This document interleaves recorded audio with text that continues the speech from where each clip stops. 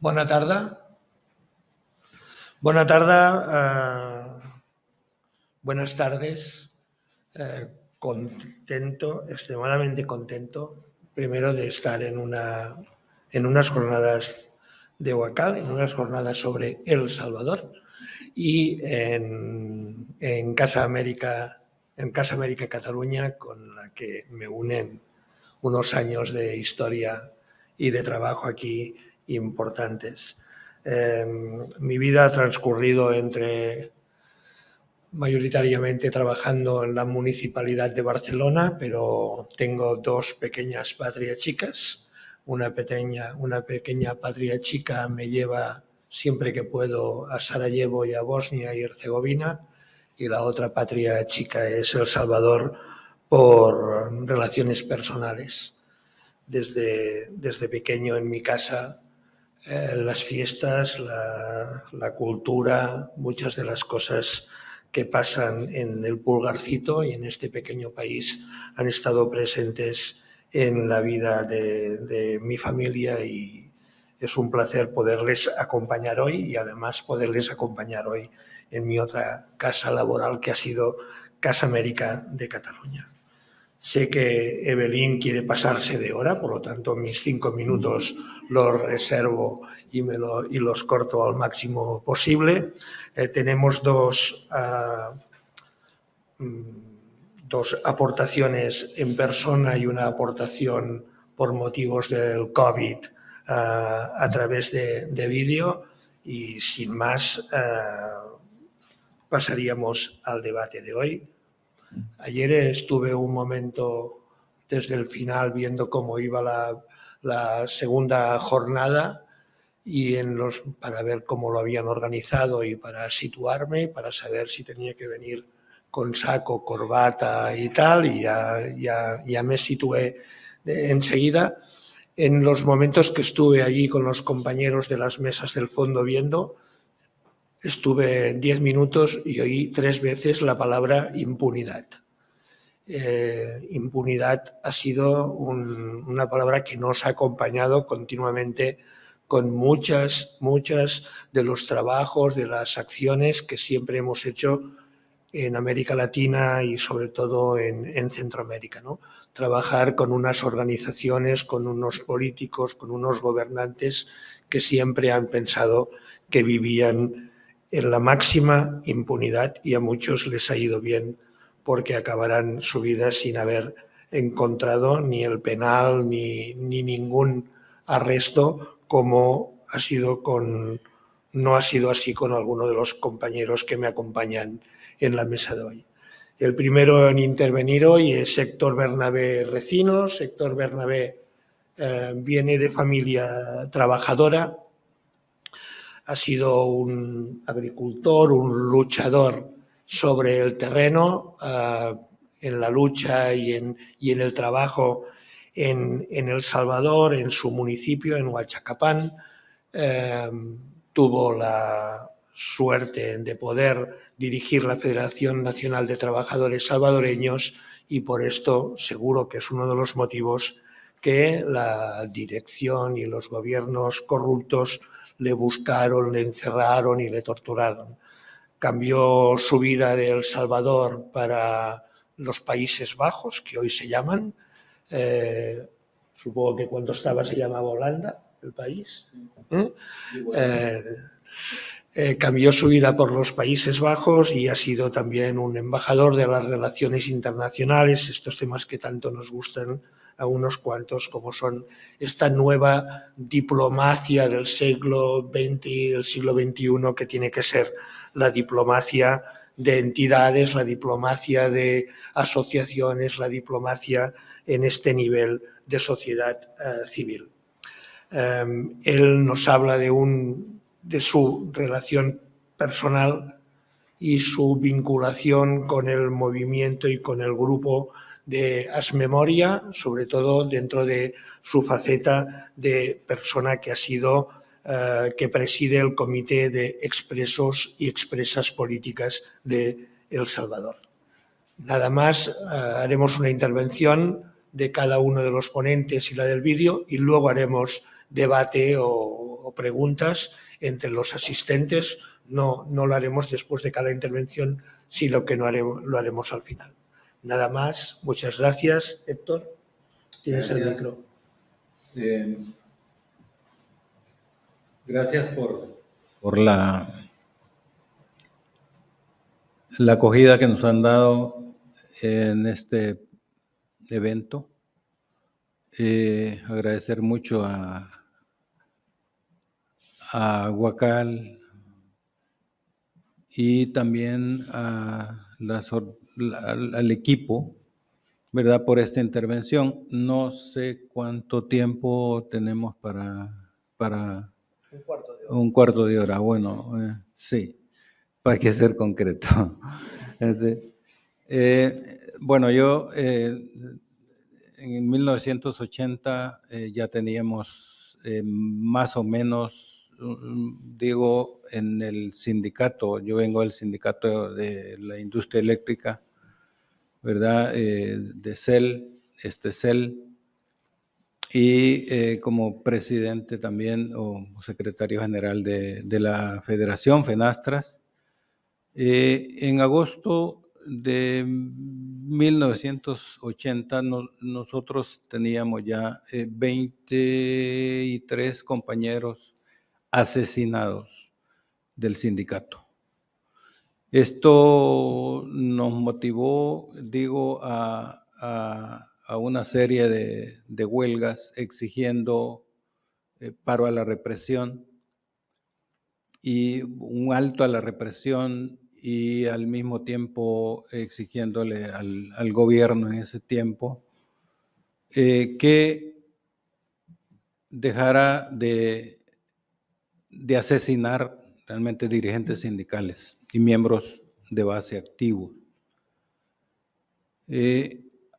Al final queríamos solucionar, digo, este problema, y tuvimos que hacer con todas las huelgas que había en El Salvador, porque la federación tenía la industria más importante en El Salvador: agua, transporte, puertos, electricidad, y teníamos la capacidad de parar el país realmente. Y lo tuvimos que hacer porque no había forma de parar la represión y el asesinato de compañeros. El 21 de agosto, nosotros tuvimos que hacer un apagón a nivel nacional y empezar a negociar con el gobierno, en ese tiempo el ingeniero Duarte.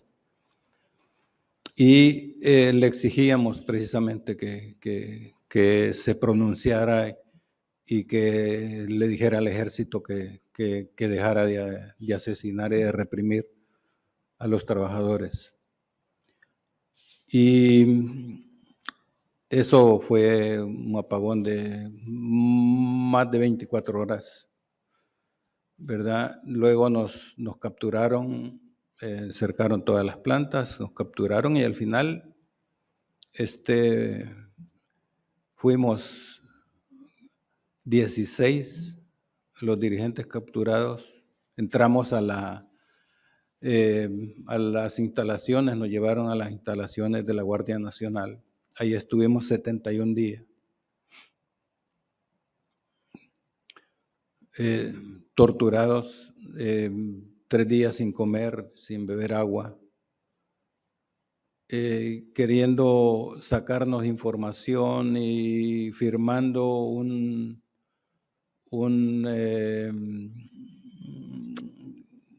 documento de acusaciones que tampoco podíamos leer, y que acusados al final de terrorismo, de subversión, daños a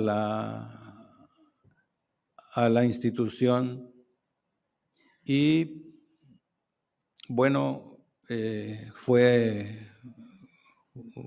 yo digo que fue terrible, esos 71 días hasta que llegó la Cruz Roja y bueno, tuvimos la firma, habían tribunales, se establecieron los tribunales militares, ¿verdad? Los cuales teníamos que ser juzgados. Luego pasamos a un penal, el penal de Santa Tecla. Sin embargo, ahí constituimos el comité de expresos, de presos y presas políticas de El Salvador, ya en el penal, para organizarnos. Eso nos permitió a nosotros,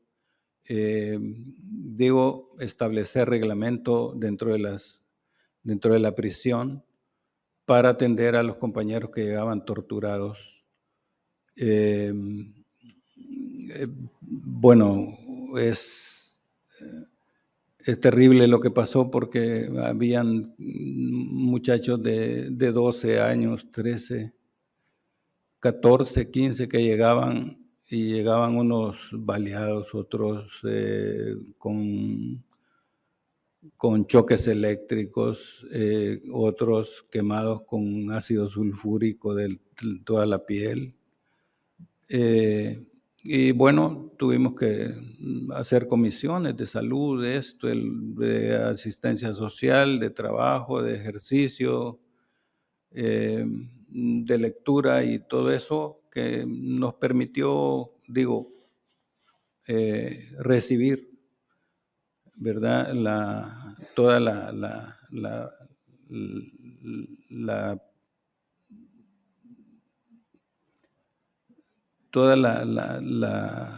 tanda de muchachos que estaban ahí en el 80 exigiendo que la calidad de presos políticos y no de delincuentes comunes. Las mujeres también estaban en la cárcel de mujeres, compañeras ahí también sufrían lo mismo. Teníamos comunicación por medio del comité de madres, ¿verdad? Que nos sirvió tanto para alimentación, para llevar mensajes de una prisión a otra.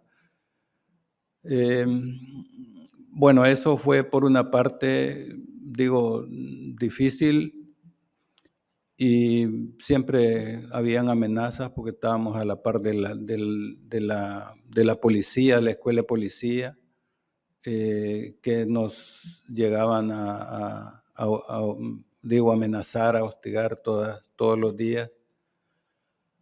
Después hubo, un traslado a un penal grande allí, y eso fue como a los 2 años. A los 2 años de estar en el otro penal que nosotros cumplíamos precisamente en el 82, fue sacada de la casa como me lo habían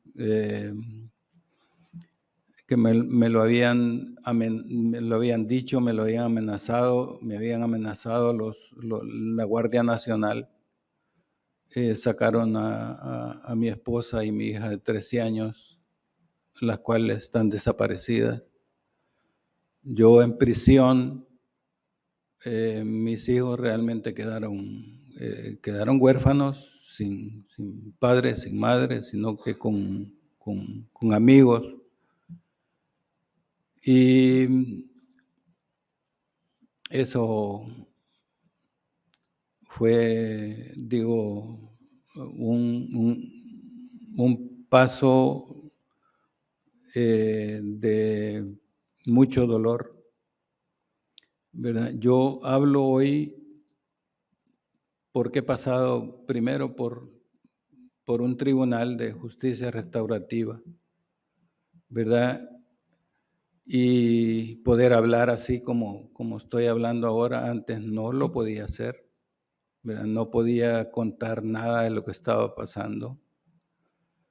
Las cosas que pasaron en la prisión no solo fue la prisión, sino que llegaba la guardia, la policía de Hacienda y nos llevaba el listado. Eso fue en el 83,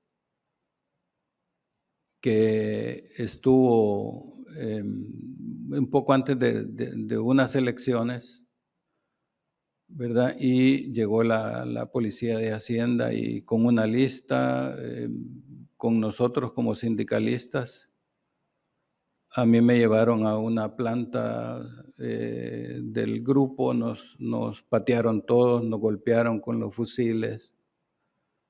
A mí me fueron a torturar a donde yo dormía, en una celda.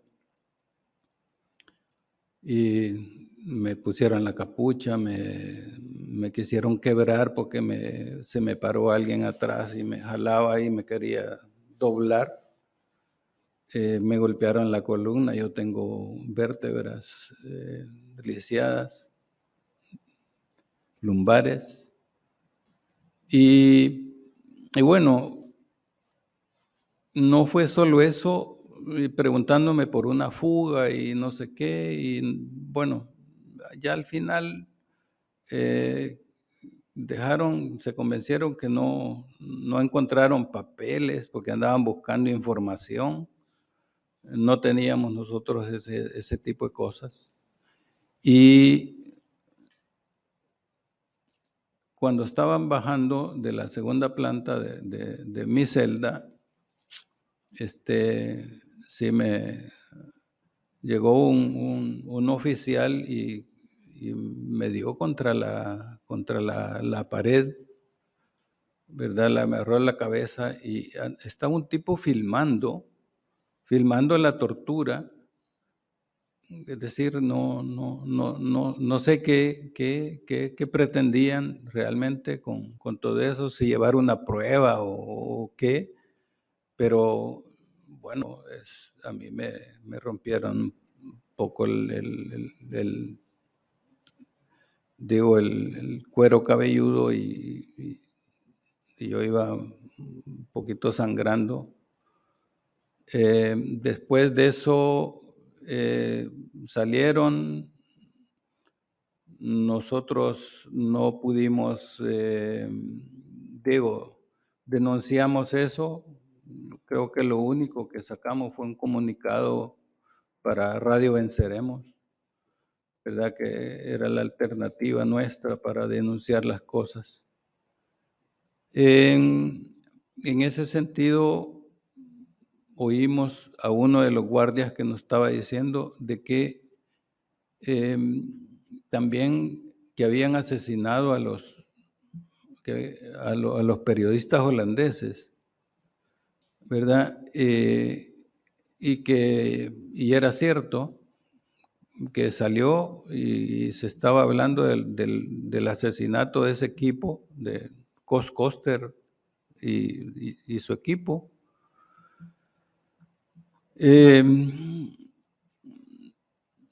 De repente, en ese año, después del secuestro de mi esposa y mi hija, Ana Yanira, de 13 años, llegó un miembro del Estado Mayor, del Departamento de Estado, más bien dicho, de Estados Unidos, y el presidente de la Comisión de Derechos Humanos del gobierno en ese tiempo, a que yo firmara un documento cediéndole mis hijos al gobierno de Estados Unidos para protegerlos. Yo no sabía dónde estaban mis hijos.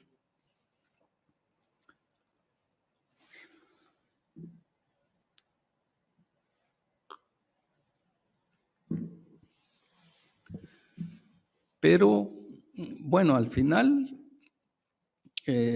yo les dije, no puedo, no sé. Ustedes tienen información, ¿por qué no me la dan? Creo que ellos sí tenían información, porque al final, al platicar con mis hijos, ellos estuvieron una semana presos, ¿verdad? Porque tuvieron que ir a Guatemala, de Guatemala salieron para Estados Unidos, donde viven mis 2 hermanas, y la organización de rescate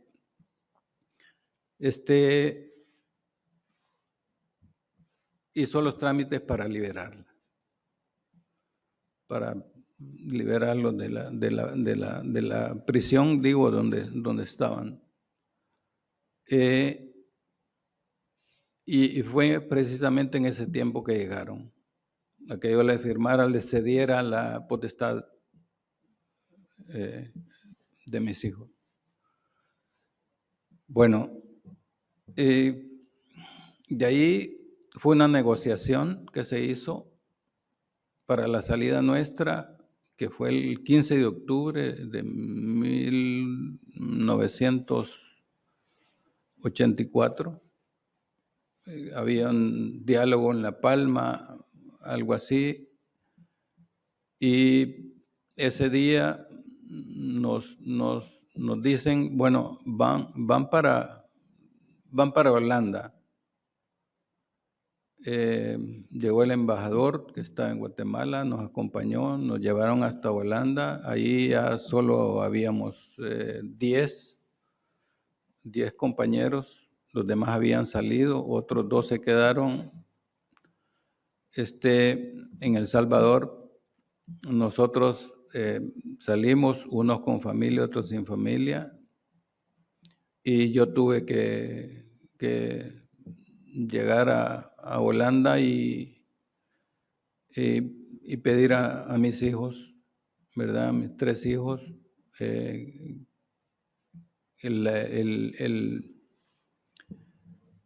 derecho que tenía para juntarme con ellos, y lo hicimos así. Lo que pasó ahí es que hubo una relación, digo, bastante complicada. Es decir, a mí me costó mucho trabajo resolver el problema de relación de mis hijos y mi trabajo en el proceso, digo, de la revolución. Eso lo resolvimos una vez, y digo que con la situación del proceso psicológico y el haber tratado, digo, el problema primero en los tribunales de justicia restaurativa en El Salvador, pues es así como yo pude enfrentar esa situación. Ahora, lo que hemos hecho es, el caso está en la fiscalía, ¿verdad? Ha habido un poco de investigación, pero realmente no se ha movido nada. Y estamos demandando verdad, justicia y reparación, ¿verdad? Porque la impunidad sigue con 3 gobiernos y sigue igual. Esto podría decirles, ¿verdad? Nada más de que darle las gracias por el tiempo.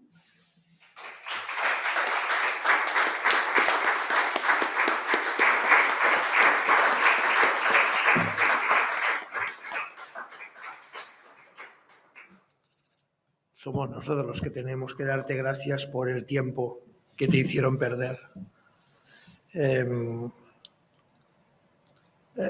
Héctor ha hablado del penal de Santa Tecla.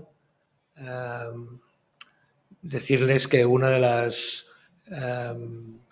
antes les contaba que por razones familiares tenía una relación con El Salvador, con las carmelitas de Soyapango, pero luego pude trabajar en El Salvador a partir del terremoto de Santa Tecla, y una de las realidades que quedan en Santa Tecla cuando visitas la calle del Carmen y tal, es poder ver el penal de Santa Tecla convertido en un centro de cultura y en un centro de memoria, porque en algunas de las paredes del Centro Cultural de Santa Tecla, antes penal, hay algunas inscripciones en las paredes que los compañeros que rehabilitaron el centro supieron mantener. Pasamos a la segunda aportación.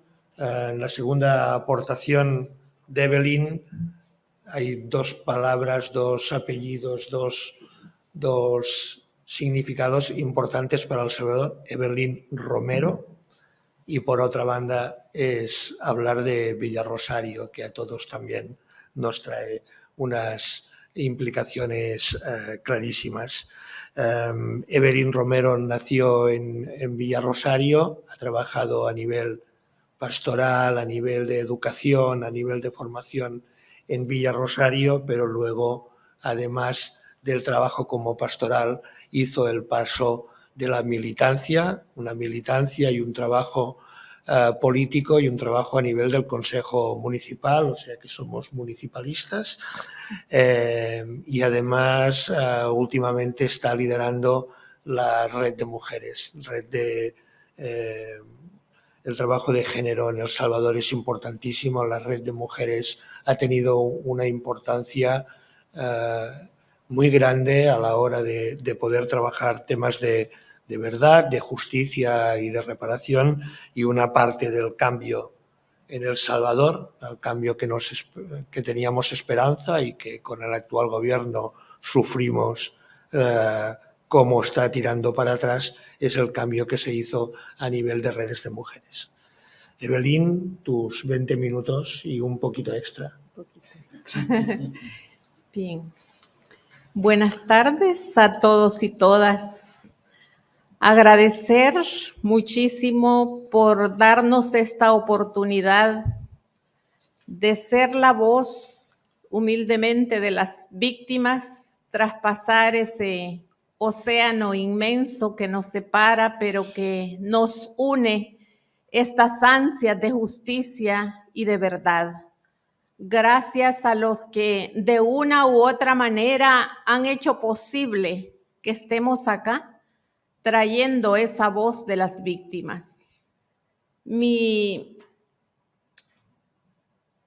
ponencia o mi traslado de la experiencia la he dividido en dos momentos. La parte de contextualización de esa realidad que me tocó vivir y la última parte, los hechos concretos de los cuales fui testiga.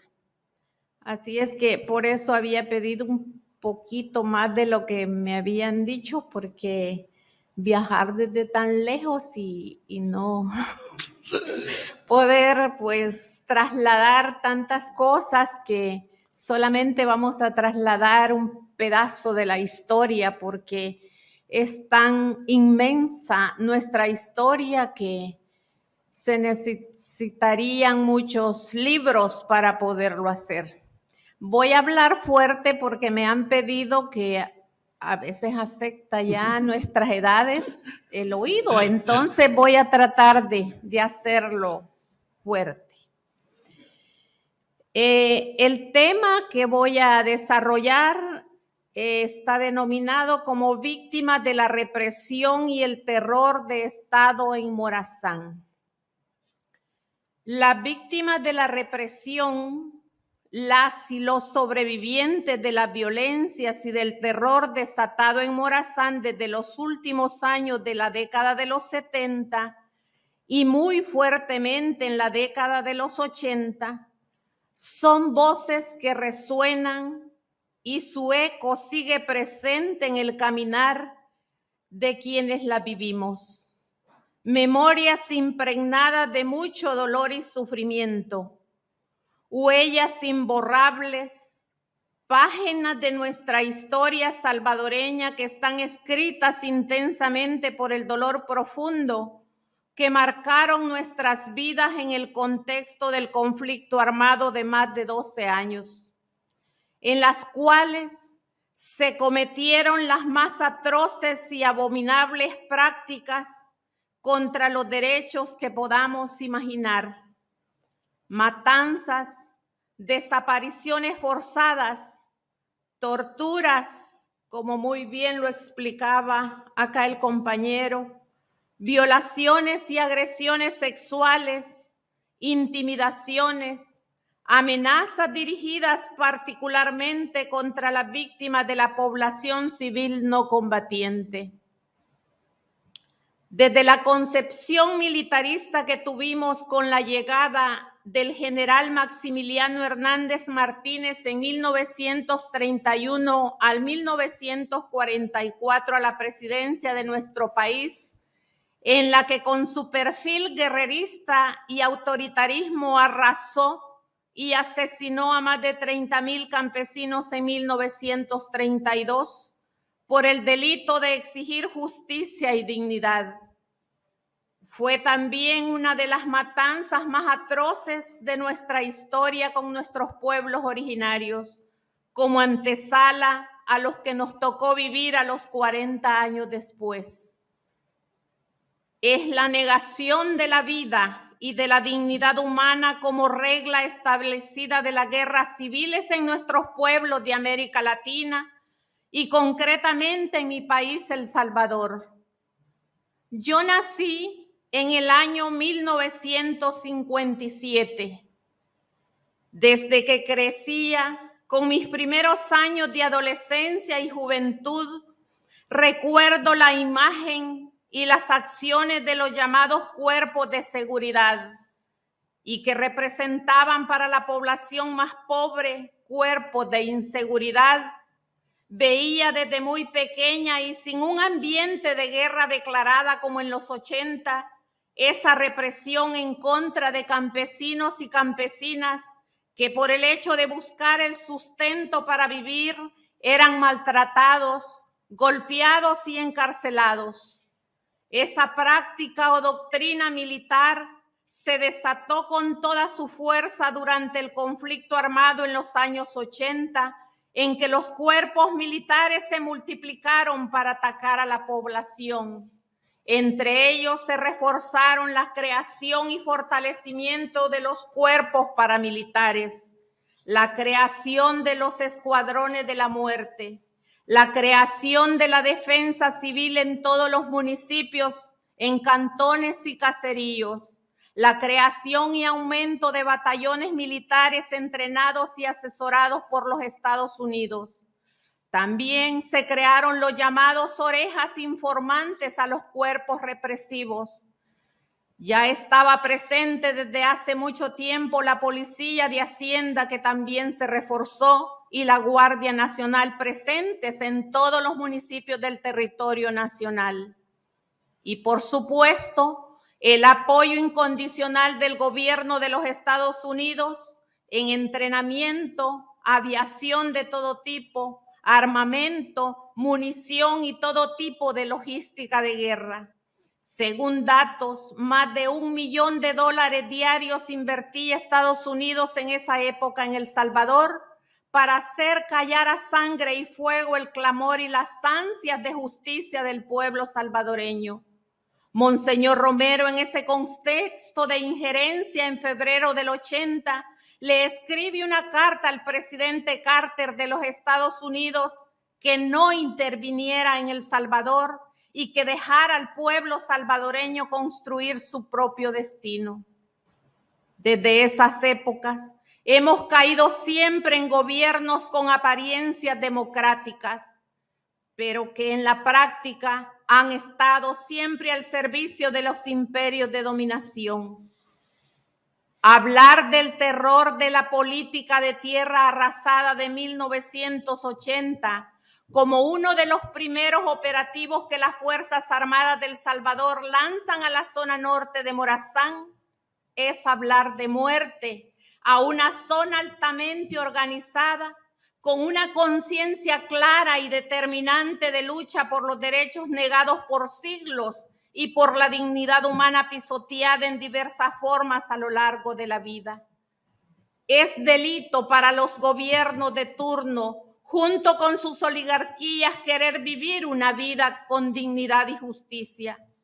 Es por ello que se persigue el despertar de la conciencia de los años 70. Se persigue el pensamiento crítico y analítico. Se persigue la voluntad férrea de la gente, de las comunidades enteras, conscientes de su realidad inhumana de vida, a través de la lucha para cambiar las estructuras de injusticia y opresión, como muy bien lo dijera Monseñor Romero. Para poder vivir con dignidad hay que cambiar de raíz el sistema. Esta verdad, presente en las entrañas y el corazón de la gente organizada de la zona norte de Morazán, era la que se perseguía y querían aplastar con el operativo Tierra Arrasada, arrancar, cortar de raíz ese pensamiento, la pasión de la lucha en cada persona organizada, arrancar, quemar, destruir, aplastar con furia a todo ser viviente en nuestra zona era el objetivo. Todo lo que oliera vida, personas de todas las edades en las diferentes condiciones de vida, personas con discapacidad, enfermos, niños, niñas de todas las edades hasta los que estaban en el vientre, ancianos, mujeres y mujeres jóvenes con las que se ensañaron pisoteando de diversas maneras su dignidad, violando y agrediendo los cuerpos de mujeres como su botín de guerra jugaron con sus cuerpos.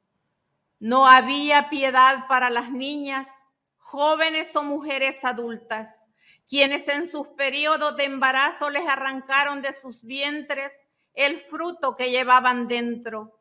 Desmembraron sus pechos a varias, sus extremidades, dejando algunas veces solo sus muñones de sus cuerpos. Les colgaban, les quemaban vivas. Atrocidades inimaginables que un ser humano pueda realizar contra otro ser humano en condiciones de desventaja, de defensa, como era la vulnerabilidad de las mujeres de la población civil no combatiente.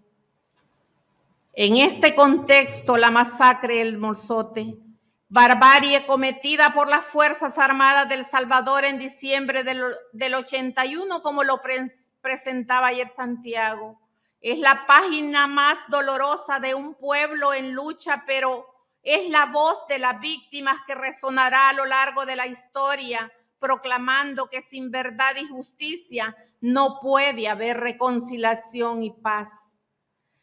Quiero en esta parte narrativa detenerme para plantear que cuando reflexionamos estos hechos desde un enfoque de género y analizamos lo que significaron estas barbaries por el hecho de ser mujeres, se vivió doblemente el terror de ser mancilladas por sus cuerpos femeninos como un objeto especial para los torturadores y asesinos. El tratar con mujeres incluía siempre una alta dosis de violencia sexual antes de ser asesinadas, como el caso de Lupita, que a continuación voy a narrar.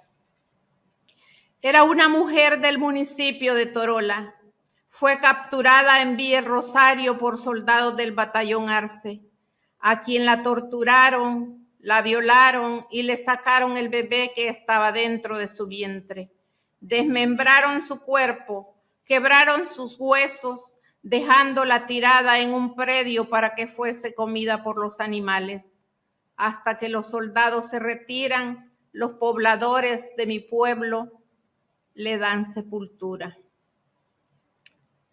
Los cuerpos de las mujeres, sus vaginas, sus úteros, sus senos, ligados a la identidad femenina como objeto sexual, eran claros objetos de tortura sexual. La violencia sexual era parte de la tortura como elemento indispensable en los militares, lo cual todavía para las sobrevivientes de estos hechos y familiares no logran aún expresar lo que significó todo lo vivido. Además de sufrir todo esto, las que sobrevivían a este terror eran las que se enfrentaban a defender la vida, cuando los hombres eran capturados como esposas, como hijas, como madres, como familiares o simplemente por defender la vida. Hay muchísimo testimonio de esto, de cómo las mujeres les tocó vivir con tanta resiliencia y con tanta resistencia y coraje esta parte de la historia, en la que muchas veces sin arma lograron también romper barreras del enemigo. Tal es el caso de las congregaciones de Madres Cristianas por la Paz, que se organizaron en plena guerra en las zonas liberadas de Morazán para defender los derechos, a las cuales me tocó el privilegio de acompañar. El terror desatado en Morazán no tuvo límite en los 8 municipios que conforman la zona norte de Morazán, como también en la zona sur, de manera especial en cantones y caseríos de los 26 municipios de este departamento, con más intensidad donde había organización. Desde los años 76 al 79, el auge organizativo crecía, en esa medida crecía también la represión, con desapariciones, amenazas y control de la gente organizada, capturas y torturas en público, exponiendo por las calles a prisioneros para dar un mensaje a la población sobre la consecuencia de estar organizada o simpatizar con la lucha. En noviembre de 1977, estando Miguel Ventura de párroco en el municipio de Ocicala, quien desde 1973 llega a Morazán con una evangelización liberadora, creando conciencia de la injusticia social en el país desde la teología de la liberación, y desde ese entonces se da en todas las comunidades de la zona norte de Morazán un levantamiento de conciencia revolucionaria como base fundamental para la lucha. El 3 de noviembre de ese año del 77, los comandos del destacamento militar número 4 de San Francisco Gotera irrumpen en su casa parroquial, lo capturan violentamente con insultos y posteriormente colgándolo de un árbol con sus brazos atados hacia atrás. Exigen los nombres de todos los catequistas, líderes de las comunidades. Posteriormente, después de la tortura, es colocado y tirado en un camión militar y conducido a San Francisco Gotera, introduciéndolo y haciéndolo prisionero en la Bartolina de la Policía de Hacienda de ese mismo lugar.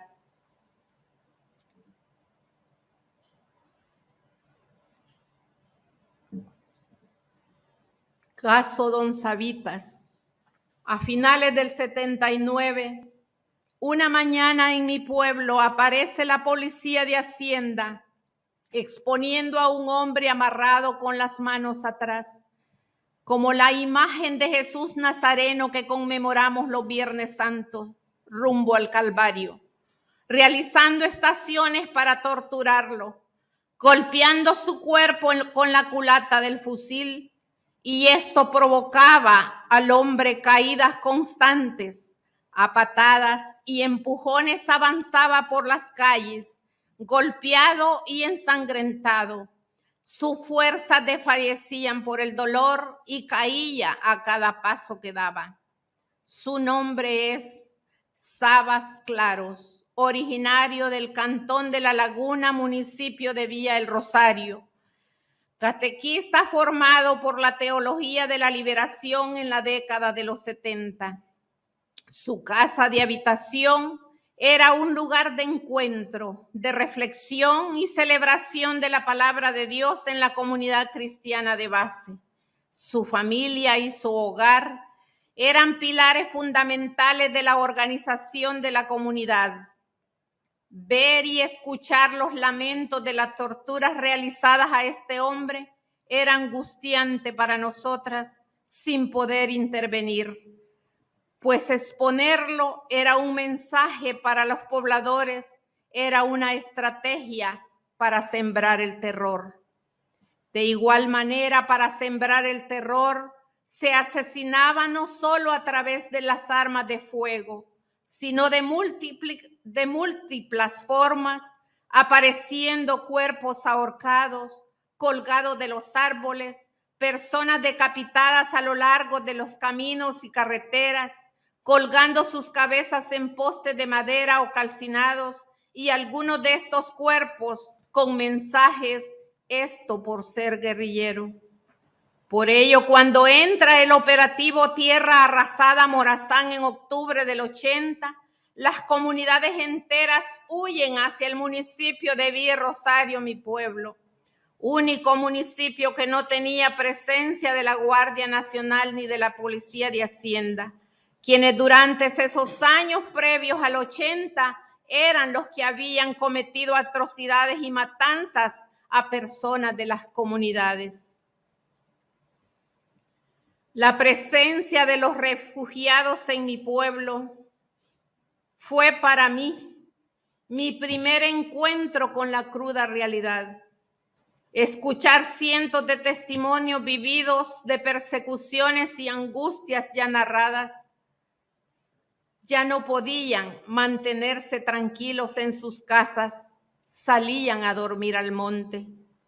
Sin dudarlo, en ese momento abracé su causa, que era la mía también, y tuve el privilegio de encontrarme conmigo misma y le pedí a mi existencia se dejara impactar y tomar un posicionamiento de caminar con ellos y ellas y asumir la suerte y el destino de ellos y ellas. Así, enfrentamos aquel mes de octubre del 80, en el que fuerzas militares entraron a mi pueblo con la orden de asesinar y destruir todo ser viviente. Pero el universo, la vida, Dios, esta vez estaba y estuvo a nuestro favor. En el corazón de uno de los capitanes que iba al mando del operativo, el capitán Francisco Emilio Mena Sandoval, quien desobedeció la orden militar y salvó cientos de niños y niñas, mujeres, ancianos, enfermos, mujeres en estado de embarazo. Se salvó la vida de más de 3,000 personas refugiadas, más la población originaria de Villa Rosario que estábamos ahí. ¿Hubo matanzas de pobladores y refugiados en ese momento? Sí. No todo estaba controlado por el capitán Mena Sandoval. ¿Cuántos todavía no está registrado aún? Porque todavía hay fosas comunes en los predios baldíos en la periferia de mi pueblito. Esto lo ampliaremos el día sábado, cuando podamos compartir esa experiencia. La represión se había ido desatando poco a poco. Desde 1979 se iba dando con mayor intensidad en cantones y caseríos, pero los habitantes de este municipio fueron golpeados con mayor severidad. Desde junio del 80 al mes de abril del 81, durante estos 10 meses, fueron cruelmente asesinados los siguientes pobladores, hijos de este municipio. En el mes de junio son secuestrados los esposos, amigos nuestros, Vesta Esther Álvarez y Marcial Díaz, y posteriormente asesinados, encontrando sus cuerpos decapitados a la orilla de una carretera.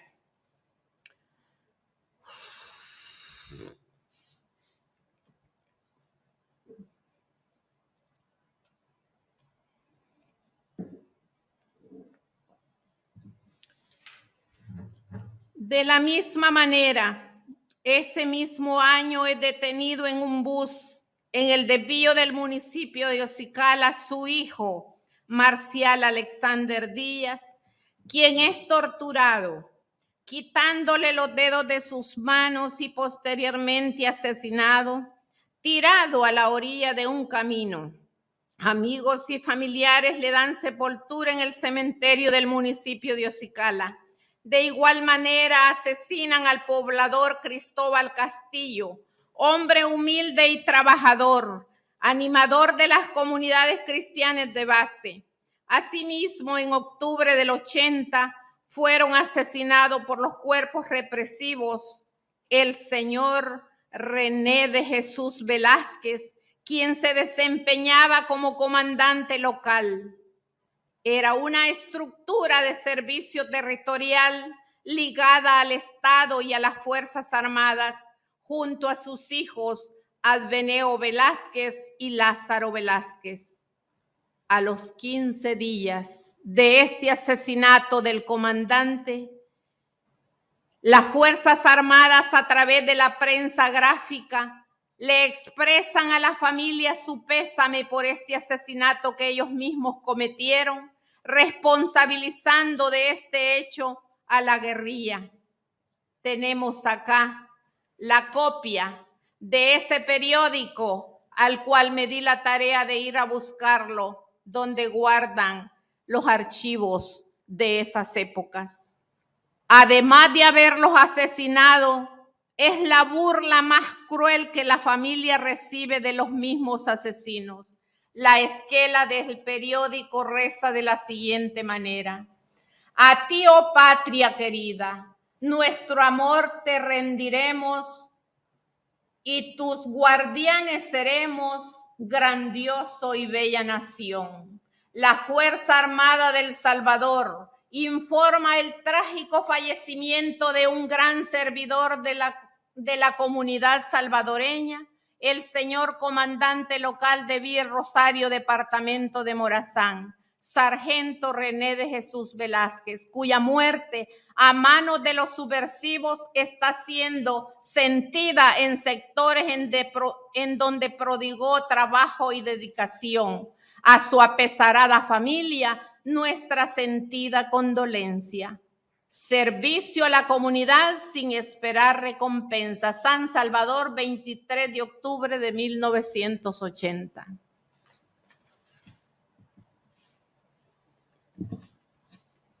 Masacre de Villa El Rosario. Si puede poner unas imágenes de un santuario que hemos hecho en mi pueblo, para desde ese santuario hacer una denuncia pública de estas atrocidades que se cometieron. Lo que a continuación voy a narrar, ya para finalizar, es la recopilación de testimonios que hemos recogido de personas que sufrimos en carne propia los atropellos y el asesinato de pobladores y parientes cercanos, de personas que fueron capturadas ese día, de personas que recogieron cadáveres y les dieron sepultura, de personas que vieron cómo se asesinaba, de personas que escuchamos los disparos, es decir, testigos y testigas de la verdad. Gracias a Dios, a la vida, al universo, todavía podemos contar con personas, testigos y testigas de estos hechos, para que esta historia no se manipule ni se escriba de otra manera. Era el 20 de enero del 81. A las 5 de la mañana se comienzan a escuchar disparos en distintos puntos de la periferia de esta población, haciéndose presente la policía de Hacienda destacada en el municipio de Torola, que irrumpieron en una choza de Julio César Romero, mi padre. Había concedido permiso para alojarse en dicho lugar de su propiedad a una familia del cantón El Progreso que llegaron a refugiarse en octubre del 80. Familiares que se refugiaban por la represión y se dedicaban a trabajar en ese momento.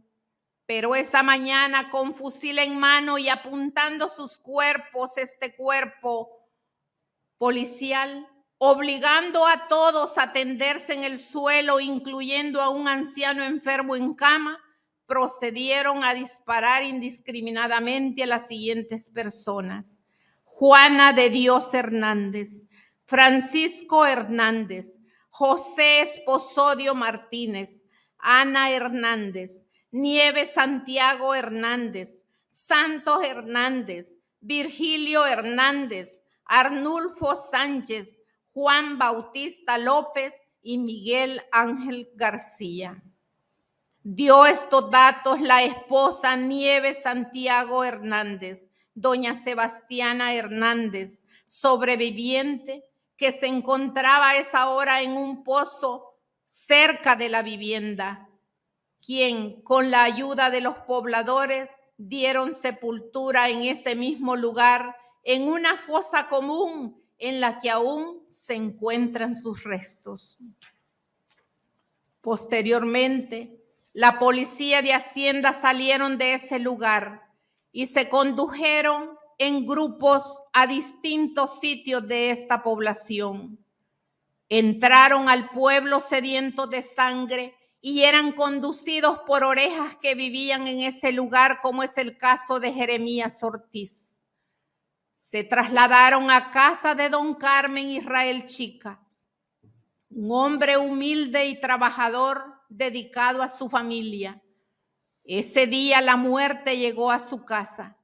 Él estaba en su hamaca tomando su café cuando la policía de Hacienda entra violentamente, lo levanta de la hamaca y a empujones lo conduce al patio de su casa y sin mayor interrogatorio, nada más que insultos en presencia de sus hijos menores y su esposa, le descargan sobre su cabeza una ráfaga de disparos, deshaciendo inmediatamente su masa encefálica, quedando esta esparcida en un cerco de piedra que rodeaba su casa. Nos duele todavía pensar el hondo dolor de su esposa Esperanza Orellana y la angustia de sus hijos e hijas. La policía de Hacienda se había dividido por grupos para realizar la matanza de pobladores, los cuales se encontraban en una lista de personas a quienes darían muerte ese día. Ese día, si me escapé de una lista, de esa otra, a lo mejor quizás no. Pero, como dije hace un rato, la vida, Dios, el universo, nos tiene para continuar esta misión. Simultáneamente entran en casa de doña Emelia Claros, familia que vivía en Caserío Los Coyolitos, periferia del casco urbano, gritando y expresando todo tipo de insultos a doña Emelia, acusándola de ser madre de los hijos guerrilleros y que por esa causa debía morir. Comenzaron a torturar a doña Emelia, quebrando sus miembros superiores y finalmente asesinándola brutalmente. En ese mismo momento del asesinato iban llegando dos de sus hijos que habían salido a buscar leña para encender el horno en el cual su madre preparaba el pan. José Claros, conocido como Chepe, y Neftalí Claros, a quienes sin mayor interrogatorio y sobre los tercios de leña, descargaron sobre sus cuerpos ráfagas de disparos, muriendo al instante sin saber por qué morían.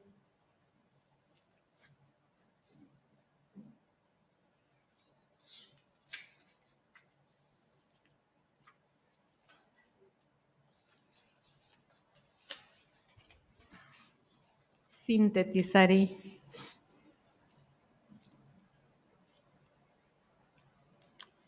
Quizás nos preguntemos qué ha pasado con las víctimas. La mayoría de lo que he narrado y otras 2 páginas más que faltaban ha quedado en la impunidad. Ni mucho menos ha habido un levantamiento de investigación de lo acontecido por ninguna instancia del Estado ni de ninguna organización.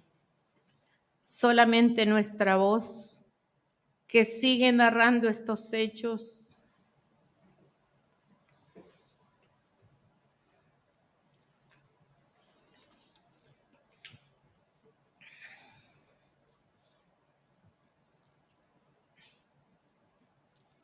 y trayendo a la memoria los nombres de las víctimas.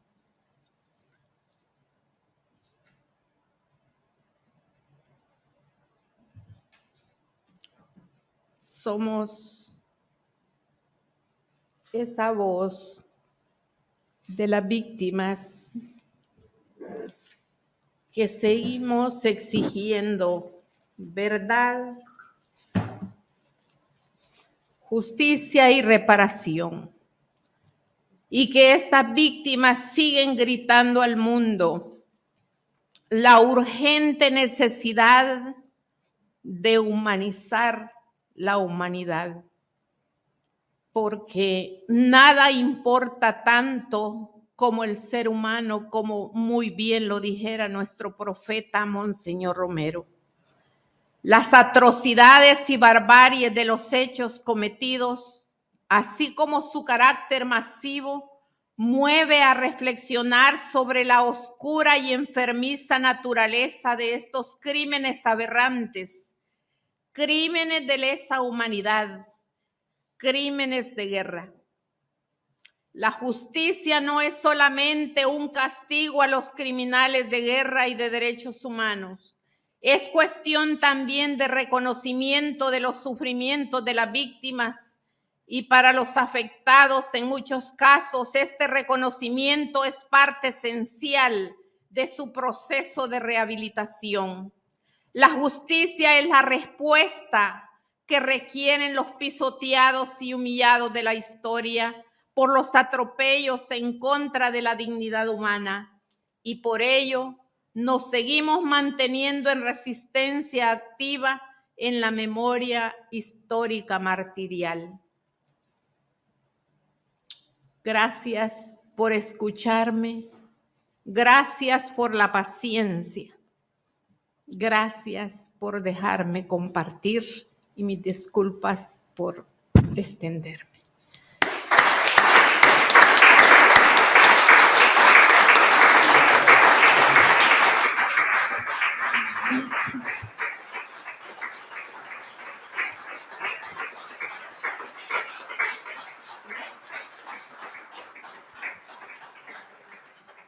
Gracias por compartir, Evelyn.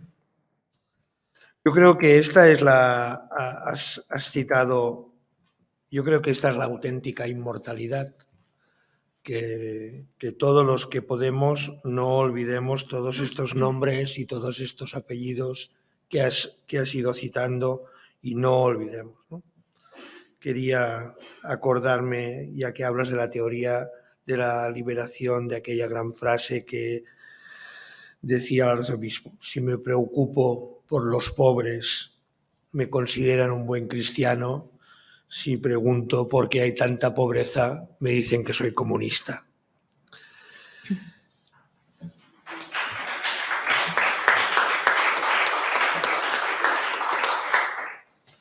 Pasaríamos a la tercera ponencia. La tercera ponencia, con el mundo que vivimos, no nos permite esta presencia presencial, y por este virus que nos está volviendo a unas maneras de comportarnos tan diferentes, Arnau no ha podido viajar hasta Cataluña. Nos ha enviado un mensaje. Creo que lo que va a explicar, el momento que explica Arnau Baulenas con el asesinato de estas 8 personas, me gusta siempre recordar que son 8 personas las que asesinaron en El Salvador. me es igual que sean 6 jesuitas y 2 personas que estaban trabajando en aquella casa. Asesinaron a 8 personas. Creo que es una de las vergüenzas que el Estado donde nos toca vivir tiene que ir arrastrando sobre su memoria, que España no haya conseguido hacer más justicia, verdad y reparación sobre el caso de los asesinatos en la Universidad Centroamericana. Es una vergüenza del país, pero bueno, arrastramos muchas vergüenzas en este país. Somos el segundo país con más víctimas en la cuneta.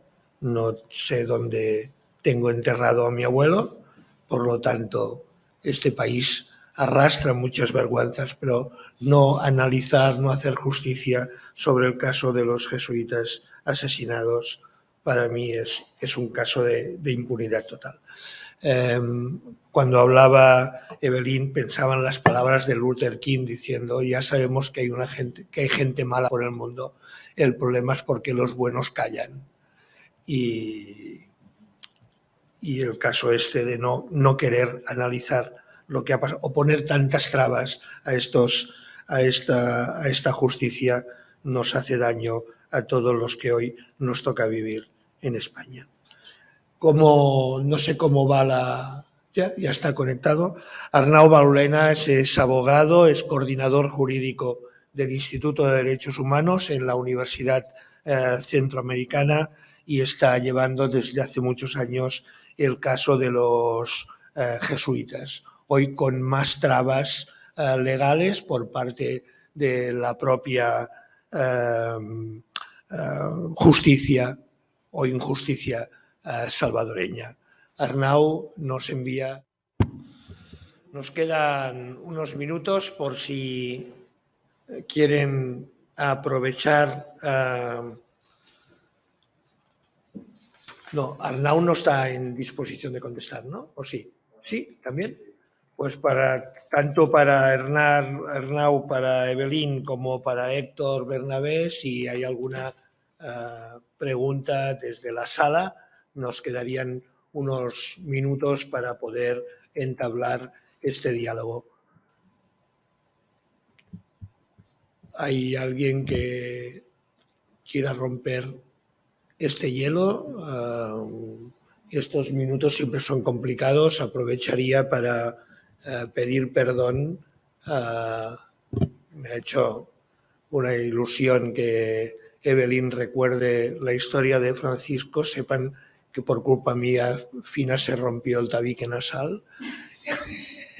Entonces, como estamos en familia, podemos explicar que un día estábamos haciendo un trabajo en un seminario buscando aquellas historias de solidaridad internacional que a la gente la hacen mover y trabajar, ¿no? Entonces, estaban hablando de algunas realidades donde yo he tenido la ocasión de trabajar y me estaban apretando y les dije: oiga, paren ya de apretarme y hagan el favor de buscar a un héroe que tenemos aquí viviendo en Barcelona, que se la jugó y tal. Y había una persona en la sala que se levantó, desapareció y chocó contra los cristales de la sala donde estábamos trabajando porque tenía los ojos llenos de lágrimas, que era Fina, que yo no sabía la relación familiar que tenían Francisco y Fina en aquel momento, y tuvimos que avisar a la ambulancia porque se rompió el tabique nasal. Así ha servido para que ya tenemos una mano levantada. Intentemos hacer preguntas para que Arnau o la mesa las pueda responder. Arnau, buenas tardes. Soy José Ramón. Quería darte un abrazo aquí en Barcelona. Te lo mando a través de esto y me alegra mucho verte. Con permiso de Héctor y de Evelyn, me permitís, quería aprovechar para pedirle una pequeña explicación. Me gustaría saber que valoraras la sentencia de inconstitucionalidad con el pronunciamiento de esta sala ad hoc creada.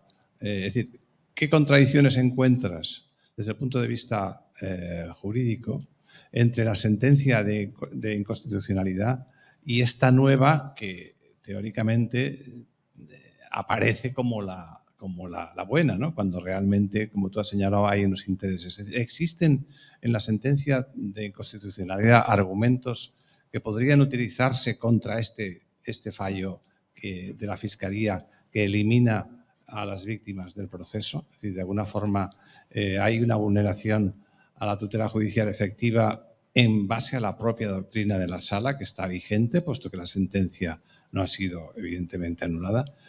Y luego te quería preguntar también si estáis viendo la posibilidad de iniciar algún camino a nivel de Corte, de Comisión Interamericana o de la Corte Interamericana para combatir este pronunciamiento, esta exclusión de las víctimas del proceso. Es un poco lo que te quería preguntar. Gracias a José Ramón y qué bueno poderte saludar también a distancia. Gracias por el espacio y muy buenas tardes a todos y todas. Brevemente, en el pronunciamiento del amparo, donde declara que debe proceder la reapertura del caso jesuita, no hay técnicamente ninguna inconsistencia, diría yo, con lo que estableció la sentencia de inconstitucionalidad de la ley de amnistía, ¿verdad?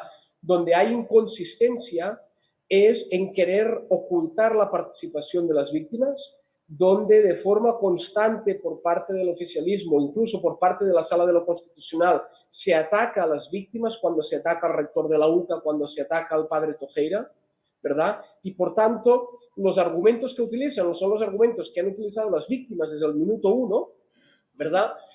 Pero luego en las formas es donde se excluye, ¿no? Digamos que lo técnico, lo que se menciona es correcto, pero luego intentan ya en la práctica ocultar, no permitir la intervención y utilizar un lenguaje beligerante en contra, por ejemplo, de la UCA, cuando la UCA como comunidad universitaria también es víctima, como sí lo estableció la Comisión Interamericana de Derechos Humanos en el año 99, ¿no? Por tanto, intento contestar esta primera pregunta en este sentido. La segunda pregunta, ¿qué camino nos queda? Bueno, en un primer momento hemos presentado un recurso ante el órgano superior, que es la Cámara, y estamos pendientes de que resuelva. Curiosamente, la Cámara se está tardando mucho más tiempo de lo que normalmente resuelve en intereses que pueden haber o en casos donde hay otros intereses, dejémoslo así, ¿verdad? Estamos esperando esta resolución. En función de la resolución tendríamos la posibilidad en un principio de volver a presentar querella y a ver cuál es el pronunciamiento, y en tal caso, si esto no sucede, pues luego sí buscar amparo de mecanismos supranacionales, ya con la jurisprudencia consolidada especialmente del sistema interamericano.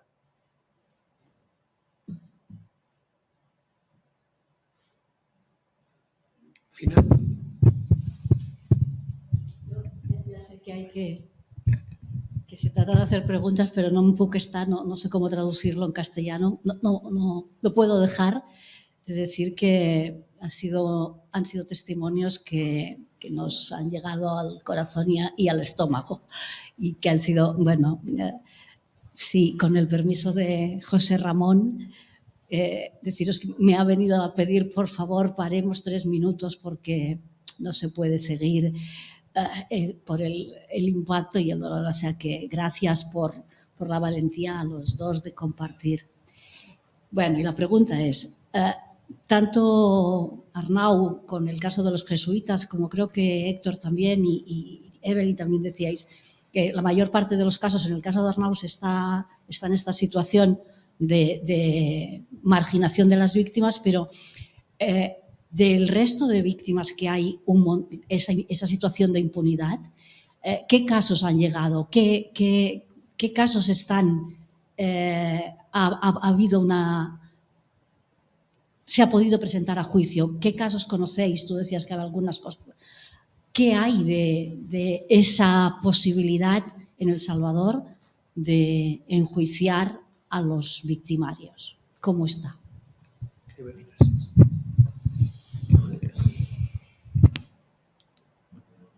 Yo creo que los familiares y las familiares de las víctimas no han dado esos pasos de denuncia.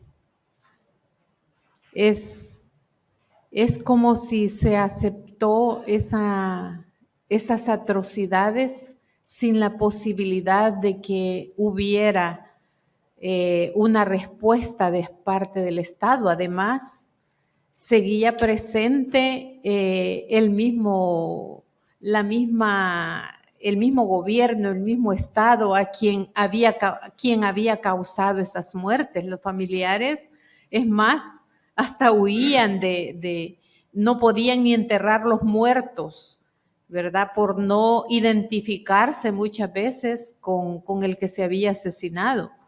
Entonces, no ha habido denuncias y como lo narraba, ni registros de los nombres que yo he mencionado y que todavía me faltaron de mencionar, más de la mitad de los que mencioné.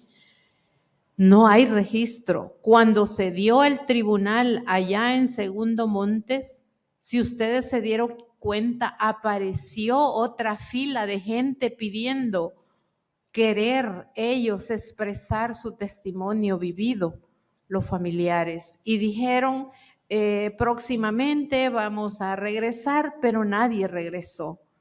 Entonces no con la dimensión de las masacres como la del Mozote, pero estas pequeñas, una persona que sea, es una atrocidad, pero ese montón de pequeñas masacres que están en cantones y caserillos o que los aventaron en los abismos medios muertos, no está ni registrado. Entonces los familiares no han quedado ni con esa fuerza para poder hacer estos planteamientos o la exigencia de justicia. La gente se ha quedado humillada, aplastada, es decir, no hay esa fuerza para poder, porque no se ve una posibilidad de apertura para poder poner las denuncias. Entonces, por eso es que estos eventos y esta voz y seguir mencionando los nombres es una tarea, es un reto, es un llamado histórico para nosotras y nosotros también de seguir.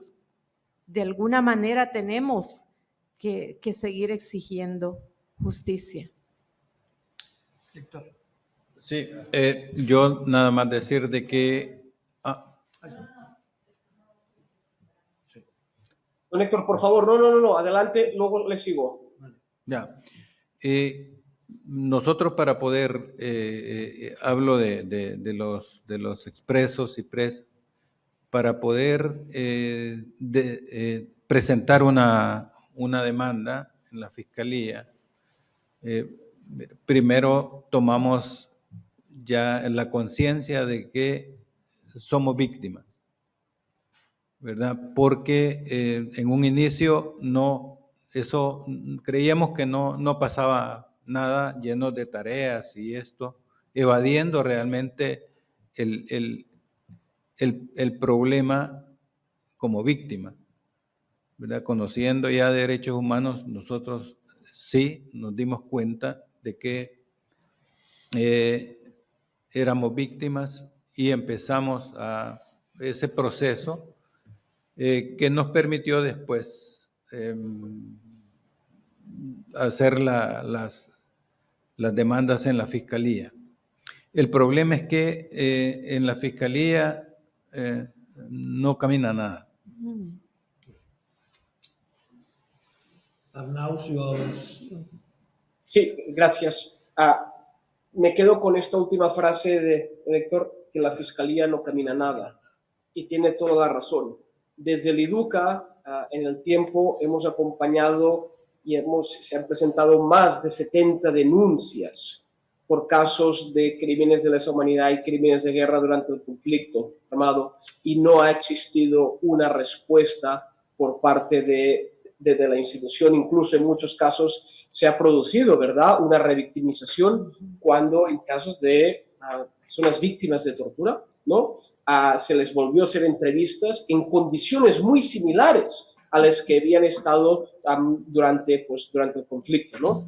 Esto es un punto que quería destacar, ¿no? La falta de interés, la falta de institucionalidad para poder acompañar a las víctimas desde un enfoque de derechos humanos. Se han presentado casos de tortura, desapariciones forzadas, ejecuciones extrajudiciales, pero realmente el sistema judicial todavía protege a los victimarios. De los casos más conocidos, judicialmente hay el caso de Monseñor Romero, hay el caso de la masacre del Mozote, hay el caso de los jesuitas, ¿verdad? Pero todavía no han habido pronunciamientos de fondos, en el caso de los jesuitas solo en contra de los autores materiales, pero nosotros siempre reclamamos de que no hay casos clase A o casos clase B. Cualquier caso de vulneración de derechos humanos que pueda constituir un crimen de guerra y un crimen de lesa humanidad, el Estado está en la obligación internacional de enjuiciarlos, sean más o menos conocidos, ¿no? Y esto en El Salvador no está sucediendo. Me gustaría solo terminar este punto recordando de que en El Salvador hubo el informe de la Comisión de la Verdad, donde se recogieron algunos casos. Pero esta no es la obra más completa que tenemos en cuanto a testimonios y vivencias de casos, sino que la obra más completa es un libro, bueno, en este caso 2 tomos del libro que hizo José Ramón Juárez, ¿verdad? Recogiendo todas las experiencias del Tribunal Internacional para la Aplicación de Justicia Restaurativa en El Salvador, poniendo nombres de las víctimas, poniendo nombres de los victimarios. Esta es la obra más completa que creo que sería muy bueno también, si se puede, pues darla a conocer en otras latitudes que no solo en El Salvador. Obviamente, y comparto lo que también decía Evelyn, nos falta mucho, ¿verdad? Hay muchas víctimas que todavía viven en silencio, ¿verdad? Por la falta de acompañamiento del Estado, por la falta de condiciones, ¿no? Pero bueno, yo sí que me gustaría remitir también esta gran obra que hizo José Ramón a través de la experiencia de los tribunales, ¿no? Y del contacto cercano y sincero que se ha tenido con las víctimas. Gracias, Arnau. Aquí en la primera fila, ¿ya una pregunta? Yo quería comentar también a la pregunta de Fina y aportar a lo que han dicho las compañeras y los compañeros que han expuesto, que en febrero del 2016 teníamos un dato de que se habían presentado 160 casos ante el sistema judicial. O sea, este es un dato de febrero de 2016. Lo que pasa es que de esos 160 casos eran prácticamente 2.500 personas, digamos, víctimas, ¿no? Y recordemos la cantidad de víctimas del informe de la verdad y de las que no están incluidas en el informe de la verdad, o sea que es muy poco. Yo soy una de las que ha presentado uno de los casos a la Fiscalía, a esta unidad de delitos contra la guerra, de delitos por la guerra, que no estoy segura si en el caso de los jesuitas también está incluida en esa unidad de delitos de la guerra de la Fiscalía, que aparentemente, bueno, hay 4 o 5 fiscales que aparentemente hay una voluntad para investigar. Lo que pasa es que hay una pequeña avance de investigación que realmente es posible por las propias víctimas o por los letrados que nos acompañan en aquellos casos donde es posible acompañar. Porque hablábamos con Héctor que la exigencia de verdad y de justicia requiere apoyo jurídico, porque las víctimas en general no sabemos cómo actuar en todo ese engranaje del sistema de justicia tan engorroso y tan exigente. Entonces, eso es litigio estratégico que realmente las organizaciones prácticamente, que las víctimas prácticamente no tenemos, ¿verdad? Muy escasas, en muy escasos casos estamos acompañadas, pero la mayoría no. Y esa es una realidad, por eso hay gran impunidad todavía, porque no hay un sistema de justicia que se ve también sobreexigido exigido en este ámbito, ¿no?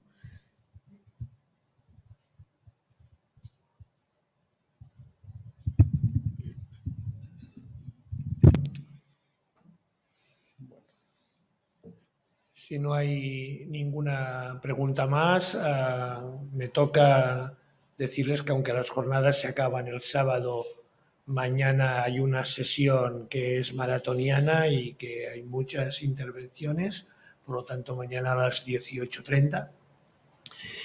Y finalmente, volverles a agradecer la invitación tanto a CAL como a Casa América para poder compartir este momento de El Salvador con ustedes.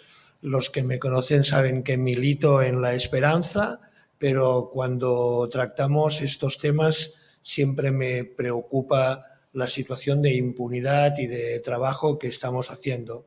En el programa sale que en mi anterior trabajo era el director general de cooperación del Gobierno de Cataluña.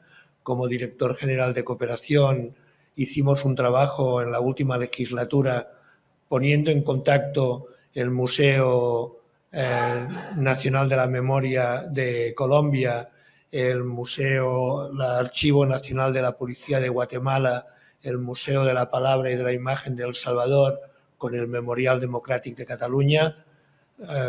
Hicimos un trabajo técnico entre los 4 equipos que creo que fue muy productivo, pero les he de decir que hoy el Museo Nacional de la Memoria de Colombia, después de los acuerdos de paz de La Habana, está cerrado, ni hay ningún interés para continuar trabajando los temas de memoria en El Salvador con el equipo gubernamental que hoy hay. El Archivo Nacional de la Policía de Guatemala está cerrado, el director del Archivo Nacional de la Policía vive en el exilio y nos queda el Museo de la Palabra y la Imagen de El Salvador y el Memorial Democràtic de Cataluña y, por lo tanto, como decían nuestros antecesores, resistir es vencer y que la memoria, los casos de reparación de verdad y de justicia, para que en algún día se puedan trabajar, necesitan que estos centros de la memoria continúen existiendo, que estos nombres y estos apellidos no desaparezcan para poderlos llevar a la inmortalidad, y necesitamos que jornadas como esta y entidades como WACAL y Casa América vayan trabajando. Muchas gracias y hasta mañana.